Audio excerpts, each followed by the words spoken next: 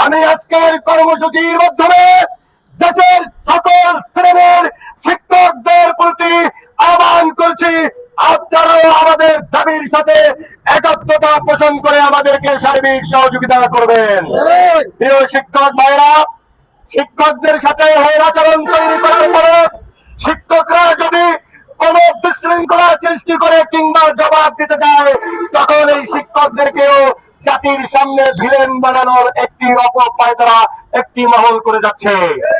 আমরা ধৈর্যের সাথে সকল দুর্বিসন্ধি মোকাবেলা করে আগামী রবিবার সকাল 10টা থেকে যে কর্মসূচি পালন করার জন্য নির্দেশনা দিয়েছে আমাদের সদস্য সচিব, আমরা সেই কর্মসূচি পালন করব এবং আজ থেকে বাসা বাড়ির আত্মীয় স্বজনের বাসায় সহ যারা বিভিন্ন হোটেলে রুম নিয়েছেন সকল রুম ক্যান্সেল করে দিবেন এবং রাজপথেই রাত্রি যাপনের মাধ্যমে আমরা আমাদের প্রতিবাদ এবং প্রতিরোধ করে তুলব ইনশাআল্লাহ।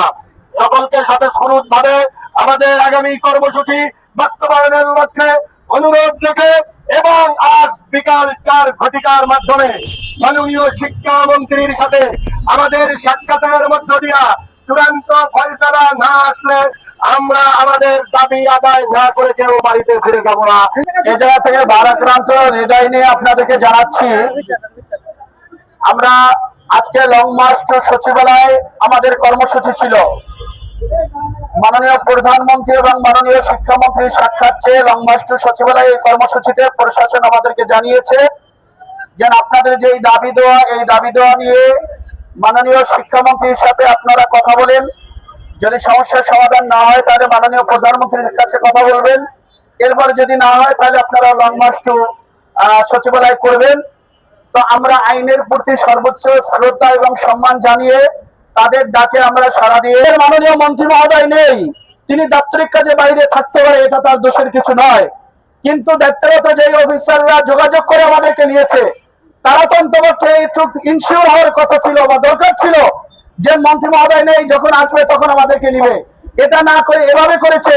আসলে আমরা তাদেরকে বলবো যে ভাই, ভবিষ্যতে আমাদের যেহেতু আপনারা সার্বিক সহযোগিতা করতেছেন, কিন্তু আরেকটু ইনশিওর করলে আমাদের জন্য এবং আপনাদের উভয়ের জন্য ভালো হবে এবং এটা ভুল বোঝাবুঝি হবে না।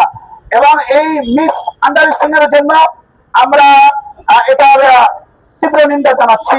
এ জায়গা থেকে যে এভাবে করে মাননীয় মন্ত্রী মহোদয় থাকবে না, তার দপ্তরের পিএইচ এবং মাননীয় সচিব থাকবে না, এই কারণে আমরা এই জায়গায় চলে এসেছি এবং আমরা সংশ্লিষ্ট কর্মকর্তাদেরকে জানিয়েছি আজকে বিকাল 4টার মধ্যে যদি মাননীয় মন্ত্রী মহোদয়ের সাথে আমাদের সাক্ষাতের ব্যবস্থা হয় এবং মন্ত্রী মহোদয় যদি ফলপ্রসূ আমাদের ব্যাপারে সিদ্ধান্ত নেয়, তাহলে আমরা আমাদের পরবর্তী সিদ্ধান্ত নিয়ে আমরা কেন্দ্রীয় কমিটি এই জায়গা থেকে কি করবো পরবর্তী সিদ্ধান্ত আমরা জানাবো।